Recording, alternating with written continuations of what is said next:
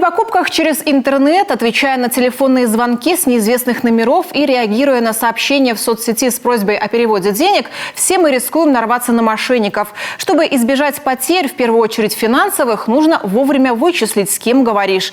Накануне сотрудники полиции вместе с дружинниками вышли в рейд, чтобы рассказать жителям Сыктывкара, в каких ситуациях нельзя терять бдительность. Анна Зубарева уже давно не отвечает на звонки от псевдобанков. Профилактические мероприятия.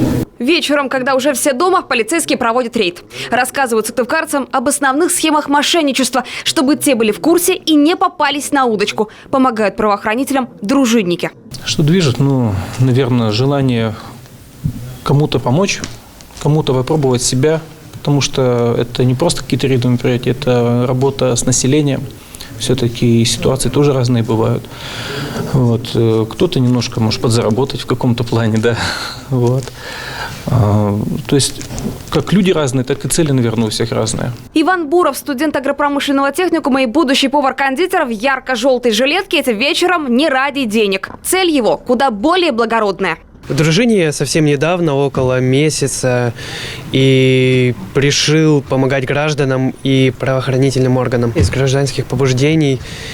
И хотелось просто помочь людям. Михаил Кудрявцев, житель столичного жилого комплекса «Атлантида», рассказывает свою историю. Молодой человек чуть не потерял свои деньги в интернете. Вовремя понял, что имеет дело с мошенником. Во-первых, там они сразу просили карту, номер карты. И просили, то есть сначала, говорит, скиньте денег, соответственно, а потом эти деньги вам вернутся как-то вдвойне. Что-то типа такого было. То есть сразу было понятно то, что было мошенничество. То есть если я бы указал все данные номера, то есть, соответственно, бы списалось бы деньги. Дружинников в коме сегодня 380 человек. За дневную смену, а это пару часов работы, они получают 230 рублей. За ночную на 100 рублей больше. Также для них плюс 10 дней к отпуску и бесплатный бассейн один раз в неделю. По поручению главы сейчас разрабатываются дополнительные меры поддержки. Стать дружинником может человек старше 18 лет, без административно-уголовных преследований, желательно с физической подготовкой. Физподготовка все-таки желательно, потому что иногда побегать приходится, вместе с сотрудниками ходить в пешем порядке. То есть здоровье тоже какое-то нужно.